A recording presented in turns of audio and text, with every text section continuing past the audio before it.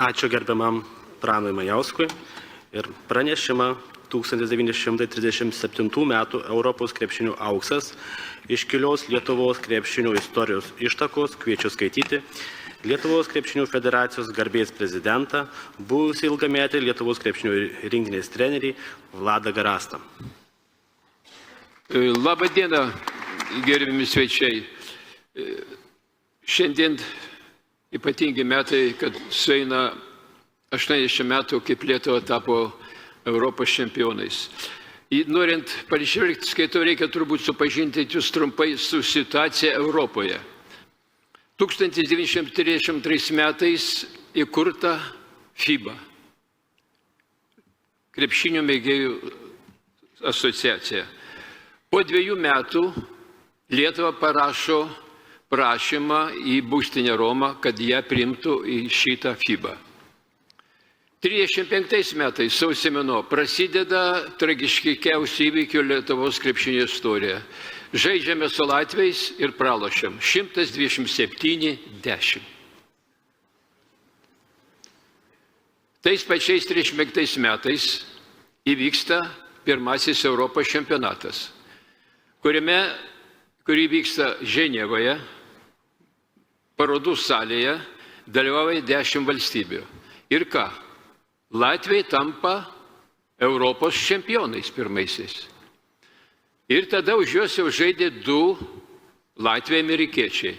Atsimenu pavardės. Jurcinis ir Gulbinis. Dabar kas jiem padėjo pasiekti pergalę? Žaidė finale su ispanais. Tuo laiku taisyklės buvo tokios, kad po kiekvieno įmetimo krepšį žaidimas prasidėdavo nuo centro. Vėl eina teisėjas ir vėl išmeta centrą. O Jurcinis buvo aukšto ūgio ir jis tą kamuolį numuždavo, turėjo tokį derinuką, kažkoks tai vienas iš tų žaidėjų pabėgdavo į priekį, girdėsi, kad jie apgavo ispanus. Ir tuo būdu pavydė, reiškia, 8-0. 36 metai pasižymi to, kad įvyko pirmoji, tai yra įvyko olimpinės žaidynės Berlyne. Ir pirmą kartą buvo įtrauktas krepšinis į žaidinių programą, iki tol nebuvo. Laimėjo amerikiečiai, kurių gretose kapitonas buvo žymus lietuvis Lubinas, apie kurį ėjo legendas. Ėjo legendas, kad sako aukštas kaip Lubinas. Dabar aš jums galiu pasakyti, ką Lubinas yra sakęs apie savo ūgį. Jo ūgis buvo 6 pėdos ir 6,5 colio.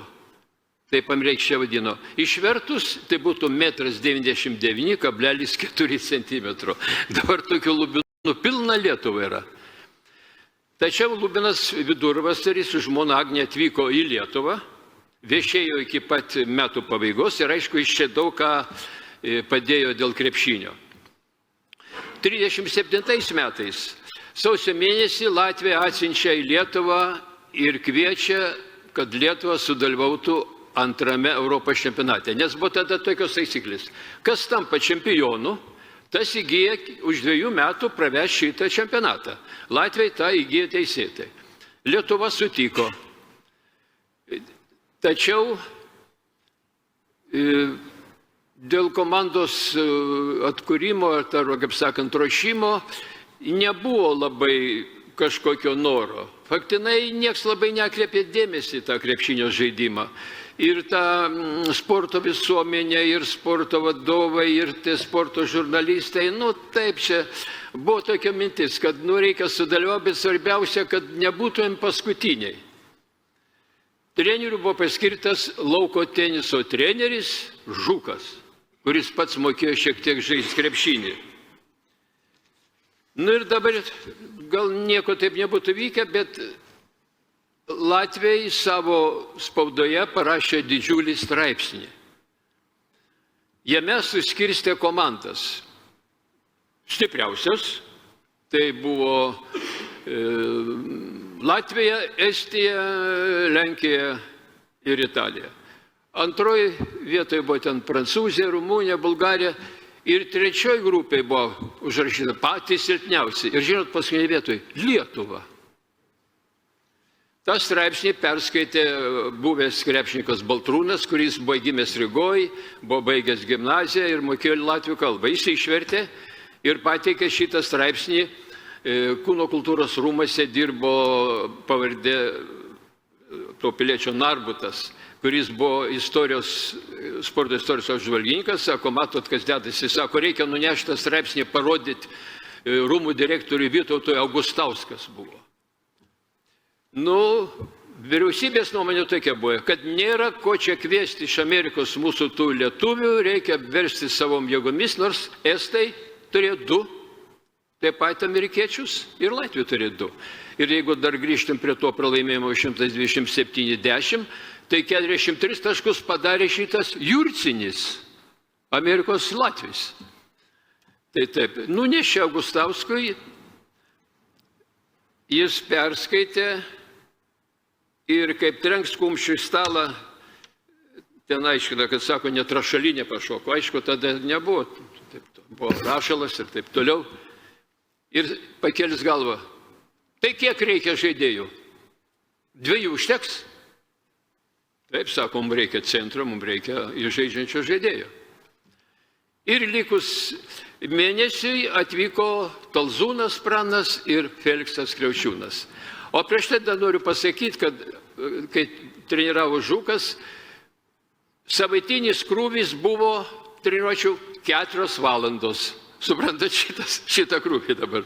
4 valandas į savaitę treniruotis. Aš dabar galvoju, kaip ten reikėtų treniruotis. Ar 4 kartus po 1 valandą, ar 3 kartus po valandą 20 minučių. Čia yra, dabartinis yra beveik nepilnas dienos krūvis krepšininko. Tai toks dalykas. Ir atvyko prieš mėnesį ir aišku, kad atvyko specialistas Kriaučiūnas, jis buvo baigęs koledžą, žaidęs už komandas Amerikoje ir taip toliau. Iš karto pasikeitė visą treniruočių procesas, intensyvumas padidėjo ir taip toliau. Ir buvo, taip įsakyta, komandai laikyti didžiausia paslaptyje, kad atvyko pastiprinimas. Kad niekas nežinotų. Tai balandžio 28-37 metais įvyko Kūno kultūros rūmuose, dabartinė sporto universiteto salė, kadangi rūmai buvo statyti 34 metais, įvyko rungtynės tarp Lietuvos pirmos komandos, antros, kuria didžiulį skirtumą 10 taškų laimėjo pirmą komandą, ir balandžio 30 mūsų Lietuvos rinktinė išvyko į Rygą. Ja palydėjo rūmų direktorius Augustauskas ir pora draugų. Ir išvyko.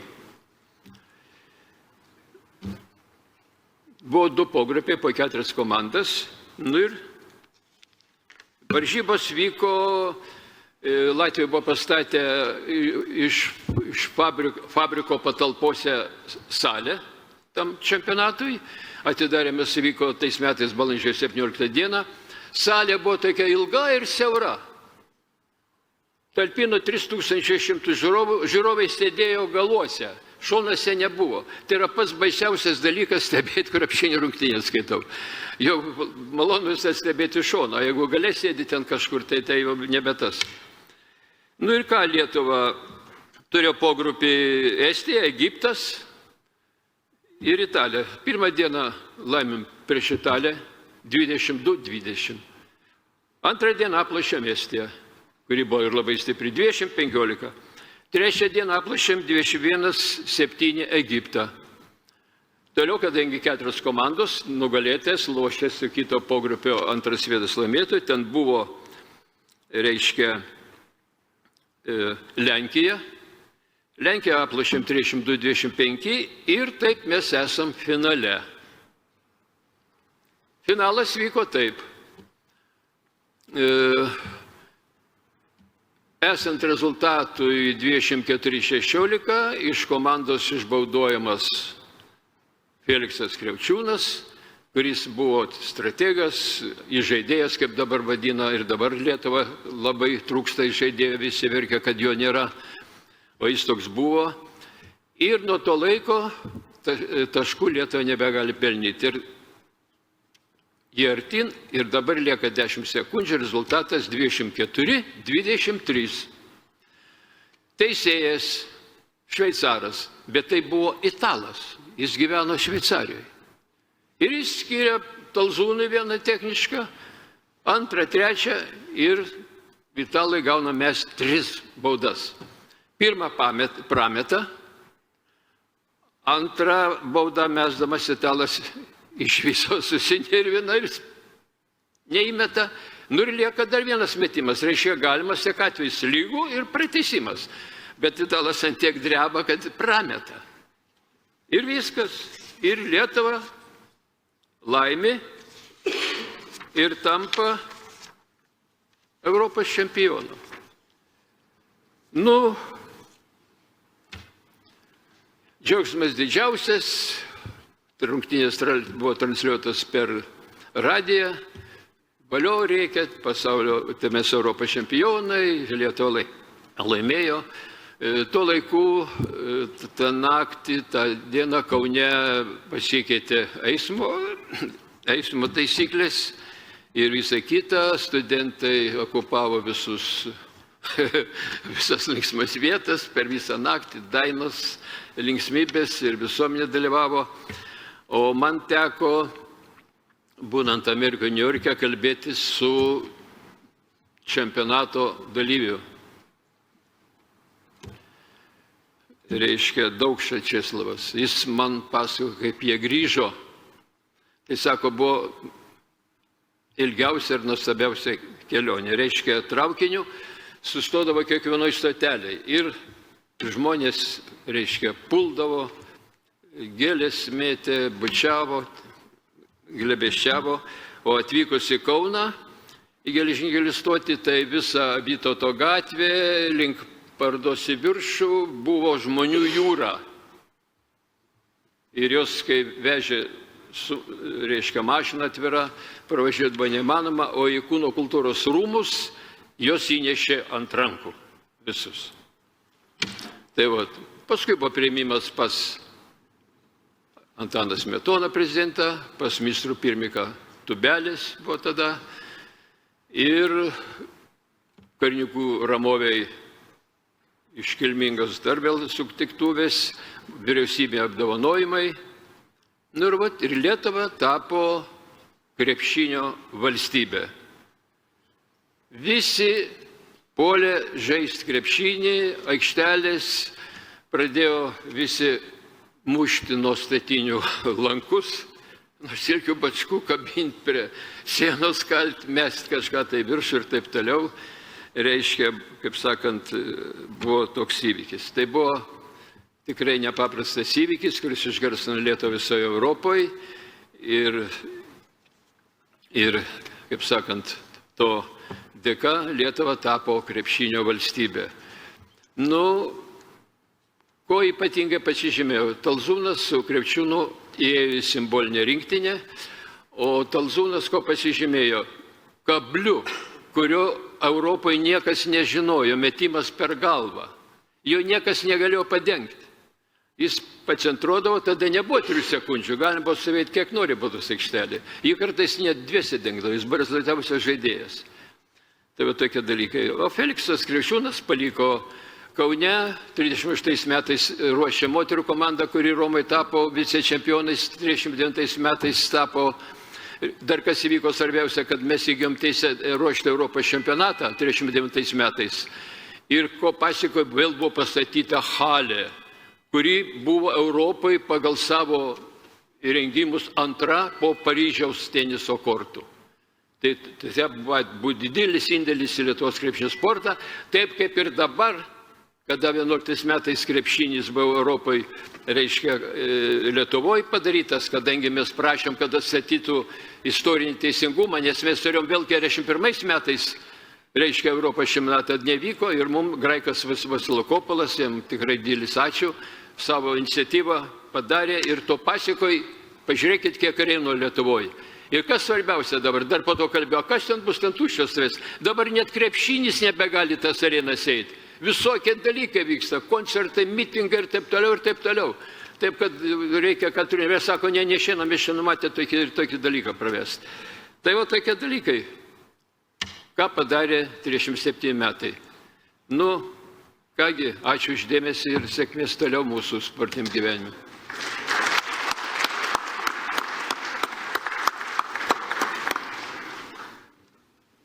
Ačiū gerbiamam Vladui Grastui už įsamų pranešimą, priminimą mums mūsų krepšinio istoriją. Ir